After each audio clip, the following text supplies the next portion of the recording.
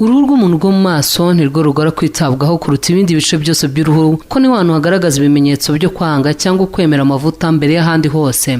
Bisaba rero ko umuntu arwitwararika, kuko hari bamwe bashobora kukwibeshyaho bitewe n'uko babona ubuzima bw'uruhu rwawe buhagaze.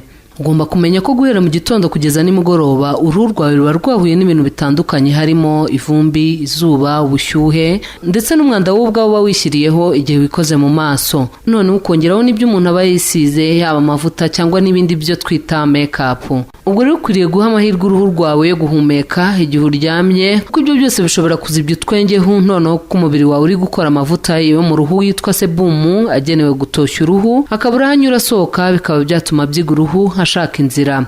Ibi iyo bikunze kubaho bituma utwengeho turangara tukaba tunini, cyangwa se bikaba byatera infection mu ruhu y'amavuta akabyimbiramo, aribyo bikunze gutera ibishishi. Ikindi iyo udakuraho uyu mwanda, uruhu ruba rwahuye nawo ku manywa rushobora kugira ibibazo byo kumagara, kugira umwera, kurwara ubushita, kugira ibara byirabura, kuzana inziga z'amaso ndetse no kuba rwasaza imburagihe.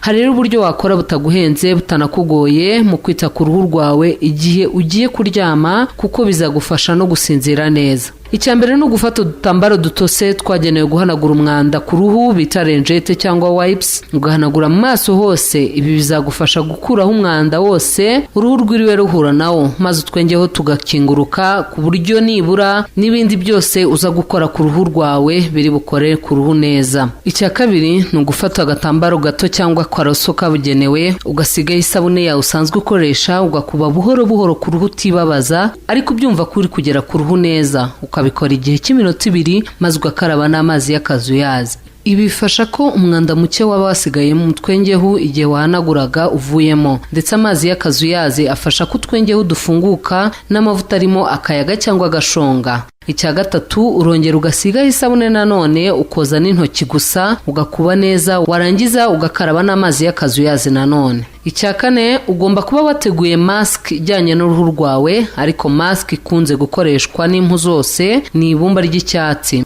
Mask igufasha gukurura imyanda n'amavuta biba byasigaye mu ruhu, ndetse ikenegeranya twa twengeho twarangaye. Iyo minota wageneye mask irangiye urihanagura, warangiza ukoga. Iyo ufite amazi yitwa skin toner urayakoresha ukayitera mu maso.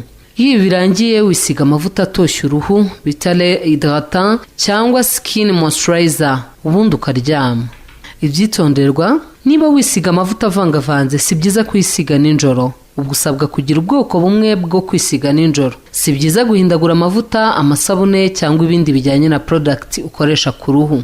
Iyo uri kwisiga amavuta ujye ukubita udushyi duto mu maso hose. Iyi ni tekinike ikoreshwa n'Abanyakoreya cyane, bituma amaraso atembera neza ndetse n'umubiri ukamera neza. Mwabiteguriwe kandi mubigejejweho na Faustine.